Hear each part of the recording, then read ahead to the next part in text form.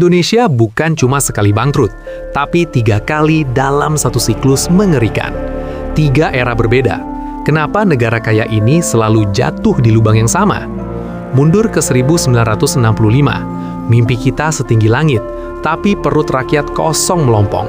Ambisi proyek mercusuar menguras kas. Monas berdiri gagah, tapi ekonomi runtuh. Inflasi 600%, uang dicetak gila-gilaan. Ke pasar harus bawa uang berkarung-karung. Di daerah, rakyat makan bonggol pisang. Negara bangkrut, kelaparan di mana-mana. Kekacauan melahirkan Orde Baru. Kita banting setir ke barak dan selamat sementara. 30 tahun kemudian, kita merasa hebat, tapi fondasinya rapuh, utang swasta. Hingga 1997, badai moneter menghantam Jakarta dengan kekuatan penuh. Rupiah hancur, dari 2.000 ke 16.000. Perusahaan bertumbangan karena utang dolar. Krisis ekonomi jadi krisis kemanusiaan. Kota terbakar, rezim 32 tahun tumbang. Kita terpaksa minum obat pahit IMF. Bantuan cair, tapi kedaulatan tergadaikan. Tragedi BLBI. Bantuan ratusan triliun justru dikorupsi bankir nakal, rakyat yang nanggung. Masuk 2002, mimpi buruk datang lagi dengan wajah berbeda yang jarang dibahas. S&P memberi status selective default. Secara teknis, kita dianggap gagal bayar lagi. Demi menyambung nafas, aset strategis negara terpaksa dijual murah. Kita pulih, tapi mahal.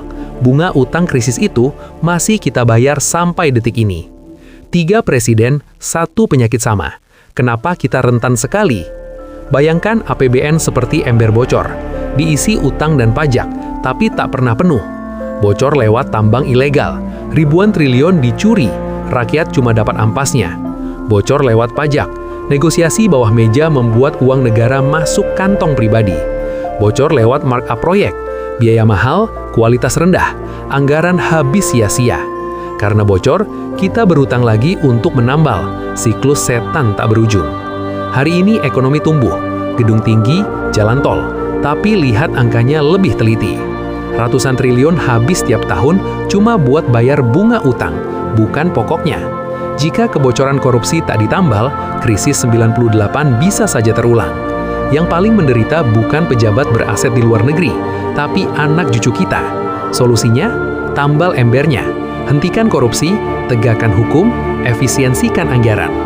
Indonesia negara kuat, kita lolos 3 krisis, jangan menantang nasib keempat kalinya. Menurutmu seberapa parah kebocoran ember kita saat ini? Komen di bawah.